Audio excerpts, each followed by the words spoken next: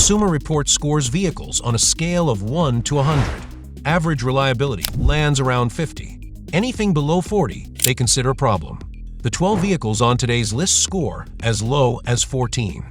14 out of 100 on a car you can walk into a dealership and buy today brand new for $60,000. Let's get into it. Number 12. Genesis GV70. Starting our list at number 12 is the Genesis GV70, carrying a Consumer Reports predicted reliability score of 31 out of 100. The Genesis brand is Hyundai's luxury play, their answer to BMW and Mercedes. Beautiful interiors, competitive price points, and, up until recently, a genuinely strong reliability record. So what went wrong with the GV70? Two things, and they couldn't be more different. First, the rear differential. Multiple GV70 owners have reported that their rear differentials came from the factory with insufficient lubrication, meaning the gears inside were running metal on metal from day one. The symptom is a loud, grinding whine at highway speeds that gets progressively worse. And by the time most owners noticed it, the internal damage was already done. Second problem, and this is the one that caused the highway blackout I described at the top of this video, a software bug tied to the HD radio system. Under specific conditions, the infotainment software corrupts itself and crashes the entire electronic suite, taking the instrument cluster, the steering assist, and critical driver information completely offline while the vehicle is in motion. A car that costs over $50,000 going electronically dark at 70 miles per hour because of a radio glitch. Number 11. Land Rover lineup. Across their entire lineup, the Defender, the Discovery, the Range Rover Sport, Consumer Reports gives them a predicted reliability score of 30. Land Rovers have always had a complicated relationship with reliability. The joke practically writes itself. But the current issues go beyond the brand's historical reputation, and they're hitting owners in two very specific, very expensive ways. The first is the air suspension. Land Rover's air shocks are developing leaks, and when an air suspension leak goes unaddressed, the compressor has to work continuously to compensate. It burns itself out. You're looking at a suspension system failure that cascades into a compressor replacement on a vehicle that hasn't even hit its second service interval. Second issue, timing chain wear. Earlier than expected, and earlier than it should ever occur on a new engine. But the real twist here is the service schedule. Land Rover's factory-recommended oil change interval is 15,000 miles. 15,000 miles is an extraordinarily long interval for a modern engine under real-world driving conditions, and independent data suggests it's actively contributing to premature internal engine wear. And after all that, after the suspension failures, the engine wear, the repair bills, Land Rover vehicles depreciate roughly $71,000 over 5 years. You lose that money the moment you drive off the lot. Number 10. Alfa Romeo Stelvio and Tonale. Here is Alfa Romeo, with their Stelvio and Tonale both sitting at a Consumer Reports score of 30. Alfa Romeo makes genuinely exciting vehicles. The styling is aggressive, the driving dynamics are real, and the brand has serious heritage behind it. The problem is that the ownership experience frequently undermines all of it. On the Stelvio, a minor battery voltage dip, the kind of micro drop that happens all the time in any modern car, is enough to confuse the onboard computer into triggering a full limp mode. The car doesn't stall. It just becomes nearly undrivable. You're crawling at reduced power on the side of the road, calling your dealer, waiting for a tow, all because the computer panicked over a momentary power fluctuation. There are also documented cases of wiring harnesses shorting out mid-drive. But the Tonale PHEV carries its own unique betrayal. The Tonale is marketed as a plug-in hybrid. You pay a premium specifically to drive on electric power. But a persistent software bug has been locking owners out of electric-only mode entirely, forcing the combustion engine to run at all times. You bought a hybrid. The software turned it into a gas car, and you're still making hybrid payments. Number 9. Ford Explorer and Expedition. With a Consumer Reports score of 30, Ford moves an enormous volume of these vehicles. They're family workhorses, and for most of their history, they've been reasonably dependable.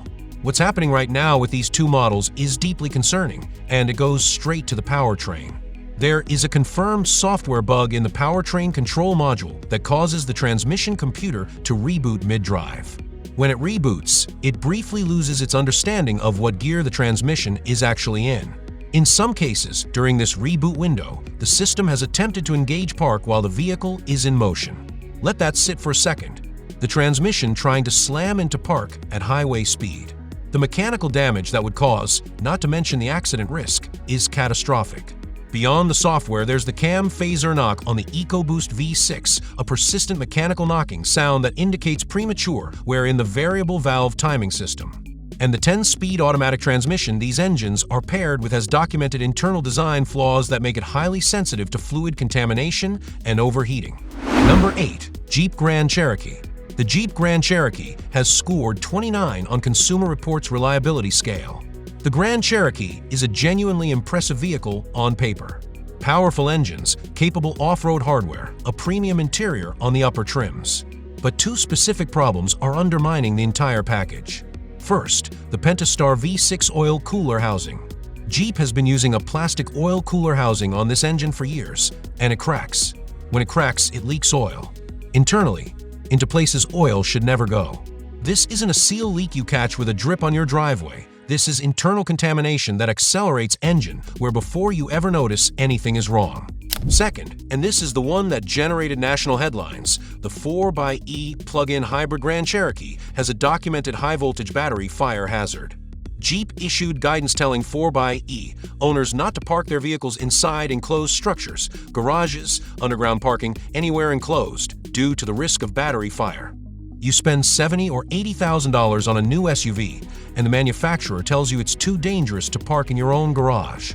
Number 7. Genesis GV80. Number 7 brings us back to Genesis, this time the larger, flagship GV80, at a Consumer Reports score of 29.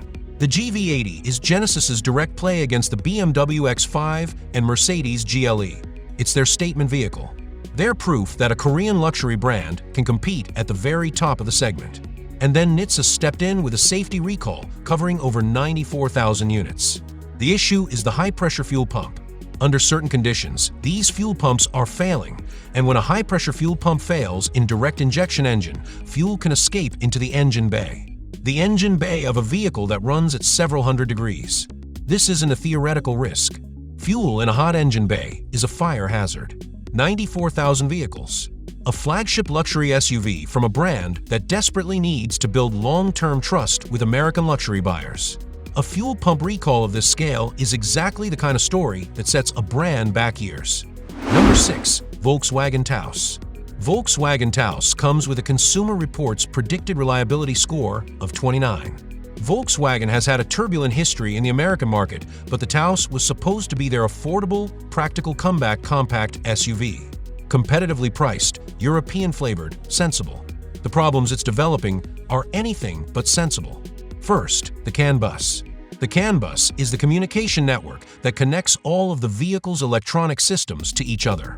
On the Taos, bugs in this system are causing it to intermittently apply micropressure to the brakes, brief, small pulses that the driver doesn't necessarily feel, but that wear down the brake pads constantly. Owners are reporting brake pad replacement before 13,000 miles. Brand new vehicle. Brake pads already shot. But the issue that genuinely concerns me from a safety standpoint is the dual-clutch transmission behavior at highway on-ramp speeds. Dual-clutch transmissions can hesitate during certain throttle inputs. It's a known characteristic of the technology. But on the Taos, this hesitation has been reported as severe and dangerous during merges onto highways. You're pressing the accelerator to match 70 miles per hour traffic, and the car stumbles and lurches instead of accelerating. At the exact moment you need power, the transmission hesitates. Number 5. Jeep Wrangler. The Jeep Wrangler stands at a Consumer Reports score of 26. The Wrangler is the most iconic off-road vehicle in American history. It has devoted, passionate, deeply loyal owners. And it has also, for decades, carried a specific failure mode that Jeep has never fully engineered out of the platform: death wobble. Death wobble is not hyperbole. It's a real, documented, terrifying steering oscillation that can occur typically at highway speeds after hitting a bump or surface change, where the front axle begins shaking so violently that the entire vehicle shudders uncontrollably. It's caused by worn or improperly tensioned front suspension and steering components. And despite decades of complaints, NHTSA investigations, and legal pressure, Jeep has never fundamentally redesigned it away. Add to that systemic roof panel leaks. A Wrangler without a watertight roof is a Wrangler that's soaking your interior every time it rains, and that's exactly what thousands of owners deal with every year. And then there's the cosmetic insult that makes the financial reality of it all truly sting. Galvanic corrosion on the aluminum door hinges. Paint bubbling and flaking off the hinges of a vehicle that cost you $60,000 or $70,000. The metal is literally eating itself. Number 4. Mazda CX-90. And here we are. Number 4. The one I told you to wait for. The Mazda CX-90. Consumer Reports predicted reliability score 22. I need you to understand what makes this one different. Every other vehicle on this list comes from a brand that has some history of reliability complaints, some reason for skepticism. Mazda does not. Mazda has spent the last decade building one of the most respected reliability reputations in the entire automotive industry. They are the brand that people recommend when someone says, "I just want a car that works." So when the CX-90, Mazda's brand new flagship 3-row SUV, their most important and most expensive vehicle, started generating reports of binding and sticking steering gears, the automotive world paid attention. Owners reported the steering intermittently locking up or pulling hard to one side while turning. Not a subtle pull, a sudden, unexpected yank to one side mid-corner. Mazda issued a recall to address it. The recall didn't work. Owners who had the recall performed continued reporting the same steering problems. And that failure of the recall caught the attention of the National Highway Traffic Safety Administration, which launched a formal federal investigation into whether the remedy was actually effective. A federal investigation into whether a safety recall fixed the safety problem it was supposed to fix. On Mazda's flagship vehicle, from the brand everyone trusted. That's why number 4 hits differently. Number 3. GMC Terrain. The GMC Terrain stands at a Consumer Reports score of 17. At this point in the list, we're getting into truly alarming territory. A score of 17 out of 100 from Consumer Reports is not a warning. It's a red flag the size of a billboard. The Terrain has a handful of irritating quality-of-life issues. The push-button gear selector is widely criticized as slow and imprecise, and there's a documented speaker static defect in the dashboard audio system that owners describe as maddeningly persistent. Those are annoying. What I'm about to describe is dangerous. The Terrain's front collision avoidance system, the safety feature that is supposed to protect you and your family, has been reported to have miscalibrated sensors that misidentify clear, open roadway as pedestrians or obstacles. And when it thinks there's an obstacle, it does what it's designed to do. It applies emergency braking force at speed on a clear road because the sensor thought it saw something that wasn't there. A safety system that activates without a real threat is not a safety system. It's a hazard. You can be rear-ended by the driver behind you who had no warning you were about to stop. The technology designed to prevent accidents can cause them. Number 2. Chevrolet Equinox. The Chevrolet Equinox, also scoring 17 on Consumer Reports' predicted reliability scale, is one of the most popular SUVs sold in America. GM moves enormous numbers of these every year, which makes what I'm about to tell you all the more significant. There is a mechanical vacuum pump failure issue on the Equinox that is destroying engines. The vacuum pump, a component that assists with brake boost and other systems, is disintegrating at high mileages, around 80,000 miles, and when it does, it sends metal debris directly into the engine's oil supply. That debris travels through the oiling system and contacts the camshaft. The camshaft wears rapidly. The engine is ruined. An engine replacement on a vehicle like this costs anywhere from $7,000 to $12,000 or more. Now, here's the financial dimension that makes this genuinely gut-wrenching. The average new car loan in America is currently around 72 months, 6 years. 80,000 miles at average American driving habits is roughly 5 years of ownership, which means there are Equinox owners right now whose engines are failing while they are still making monthly payments on their loan. Their vehicle needs a $10,000 engine.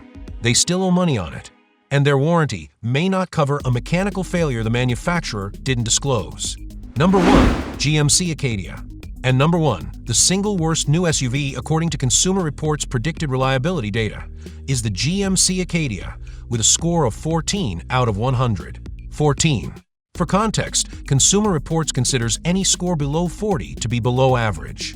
The Acadia isn't just below average, it's scraping the bottom of the chart. The problems start immediately. Owners are reporting systemic automatic transmission failures with severe fluid leaks appearing before 15,000 miles. This isn't a 100,000-mile failure.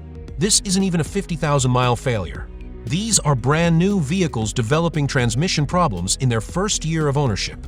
But it's what's unfolding in the legal system right now that makes the Acadia #1 on this list. There's an active high-profile class action lawsuit against GM over the Acadia's brake master cylinder. The allegation, backed by a growing number of plaintiffs and documented owner complaints, is that the brake master cylinder is defective by design and that it can fail completely before the vehicle even reaches 5,000 miles. A brake master cylinder failure means one thing: you may have no brakes. 5,000 miles. That's one oil change into ownership. That's still within the dealer's complimentary first service window. And the allegation is that the fundamental component responsible for stopping the vehicle can fail. Consumer Reports gave it 14. NHTSA has received complaints, and the courts are now involved.